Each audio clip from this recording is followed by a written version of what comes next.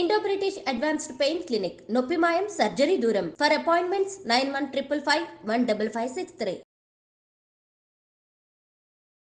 నమస్కారం, welcome to I dream. నేను మీ ఝాన్సీ. ప్రస్తుతం మనతో ప్రముఖ వాస్తు జ్యోతిష నిపుణులు బ్రహ్మశ్రీ ఎస్జే శాస్త్రి గారు ఉన్నారు. ఈరోజు కొన్ని మంచి విషయాలు ఆయన అడిగి తెలుసుకుందాం. నమస్కారం గురుగారు. నమస్కారం అమ్మా. గురుగారు, అయితే మార్గశిర మాసంలో మనం ఉన్నాము. ఆఖరి లక్ష్మీవారం కూడా వచ్చేసింది. అలాగే ఏకాదశితో కూడా ప్రత్యేకమైన రోజుగా ఉంది. మరి ఈ నెల మొత్తం మార్గశిర మాసంలో పూజలు చేసుకోలేని వాళ్ళు కానివ్వండి, ఏదైనా ఆటంకాలు వచ్చి పూజలు చేసుకునే వాళ్ళు ఈ వారం ఎలా పూజిస్తే మంచిది? అసలు ఈ వారం ప్రాముఖ్యత ఏంటో తెలియజేయండి. శ్రీ గురుభ్యో నమః. శ్రీ మహాగణాధిపతే నమః. శ్రీ మహాసరస్వతి నమః. ఓం శ్రీమాత్రే నమః. మార్గశిర మాసం చాలా చివరి అయినటువంటి గురువారం, ఏకాదశితో కూడుకున్నటువంటిది. ఈ ఏకాదశితో కూడుకున్న గురువారాన్ని చివరి లక్ష్మీ వారం కూడా మనం పిలుస్తుంటాం. అంటే ఈ ఈ గురువారాన్ని మనం ఏ విధంగా ఆరాధన చేయాలి అంటే, ముఖ్యంగా చివరి వారం అని చెప్పుకుంటున్నాం కాబట్టి స్వాతి నక్షత్రంతో కూడుకున్నటువంటి వారం. అంటే ఈ స్వాతి నక్షత్రం ఏంటంటే, మీకు స్వాతి నక్షత్రం మళ్ళీ ఎప్పుడు తీస్తాం బయటికి అంటే, దీపావళి రోజు స్వాతి నక్షత్రాన్ని తీస్తాం. దీపావళి రోజు స్వాతి నక్షత్రం అమావాస్య ఉంటే దీపావళి లక్ష్మీదేవి పూజ చేస్తారు. మరి అంతటి ప్రాముఖ్యత మళ్ళీ రేపు వచ్చే గురువారం కూడా స్వాతి నక్షత్రం లక్ష్మీవారం.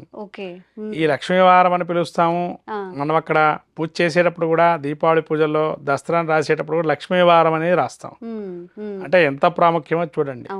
ఇక్కడ మనకు లక్ష్మీవారము స్వాతి నక్షత్రం రెండు కలిసి వచ్చాయి. దాంతోపాటు ఈ స్వాతి నక్షత్రంతో కూడుకున్నటువంటి లక్ష్మీవారాన్ని సాక్షాత్తు విష్ణుమూర్తి కూడా మనకు ఏకాదశితో కూడుకున్నటువంటిది. స్వామివారు మన కలియుగ ప్రత్యక్ష దేవుడైనటువంటి వెంకటేశ్వర స్వామి నేత్ర దర్శనం కూడా గురువారం రోజే జరుగుతూ ఉంటుంది.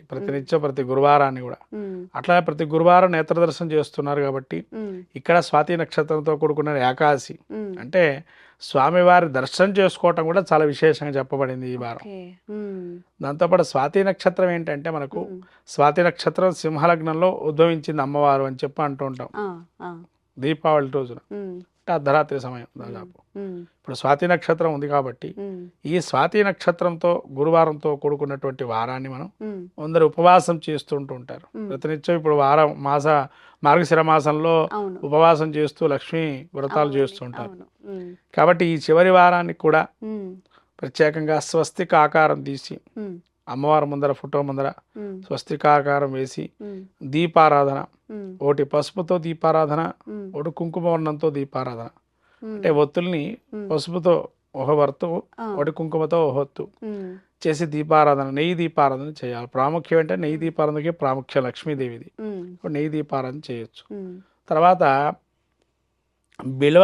బిల్వదళంతో అర్చన చేయటం చాలా విశేషం లక్ష్మీదేవిని ఆ రోజున, లక్ష్మీ అమ్మవారికి. ఎందుకంటే స్వాతి నక్షత్రము మనము ఈ యొక్క లక్ష్మీదేవి పూజ చేస్తుంటాం. మనం బిల్వ నిలయాయ నమః అని చెప్పుకుంటాం. కాబట్టి బిల్వాలతో అర్చన చేయటం.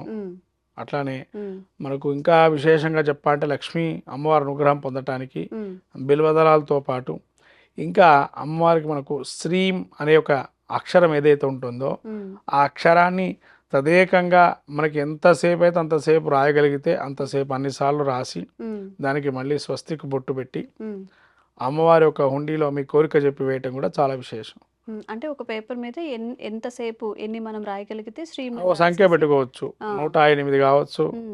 శ్రీం అనేది అలా రాసాక మళ్ళీ దానికి స్వస్తికి బొమ్మ, మంచిగా స్వస్తికి ఆకారం. స్వస్తికి బొమ్మలు కూడా సరిగ్గా దించటం లేదు బయట. కాబట్టి ఒకసారి చూడండి స్వస్తికి ఆకారం ఎలా దించాలో చూసి దాని మీద నెయ్యి కొద్దిగా తీసుకొని నెయ్యి అత్తరు ఈ పసుపు కుంకుమ మిశ్రమాన్ని కలుపుకొని స్వస్తికి ఆకారం నుంచి మీ కోరిక ఏదైతే ఉంటుందో మనస్సులో ఆ కోరికని చెప్పుకొని దాన్ని మళ్ళీ పసుపు దారంతో కట్టేసేసి మంచిగా ఫోల్డ్ చేసి పసుపు దారంతో కట్టి దాన్ని హుండీలో లక్ష్మీదేవి కానీ వెంకటేశ్వర స్వామి గుడిలో కానీ హుండీలో వేయటం వల్ల ఆ యొక్క అమ్మవారి అనుగ్రహం కూడా కలుగుతుంది. ఈ విధంగా చేయొచ్చు. ఇంకా అవకాశం ఉన్నటువంటి వారు వెండి రూపులు కానీ బంగారు రూపులు కానీ ఉన్నటువంటి వారు శుభ్రంగా మంచిగా అభిషేకం, అమ్మవారికి అభిషేకం చేసుకొని ఆ అభిషేక తీర్థంతో కూడా ఇల్లు అని శంఖము కానీ కొత్తగా శంఖం కొనుక్కున్నట్లయితే కొంతమంది ఎవరైనా ఆ శంఖాన్ని కూడా ఆ రోజు ప్రధానంగా ఆ రోజు పూజ చేసుకొని వాడుకోవచ్చు.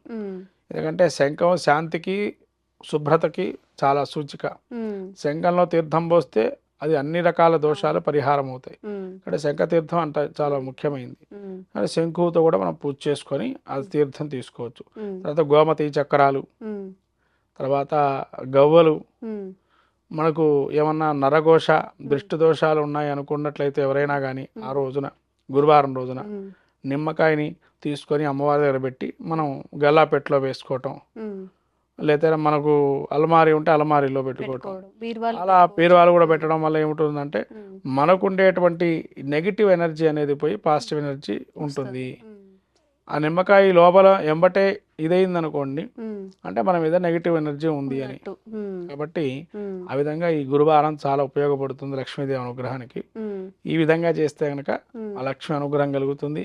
సాక్షాత్ విష్ణుమూర్తి వెంకటేశ్వర స్వామి అనుగ్రహం కూడా కలుగుతుంది. ఉమ్.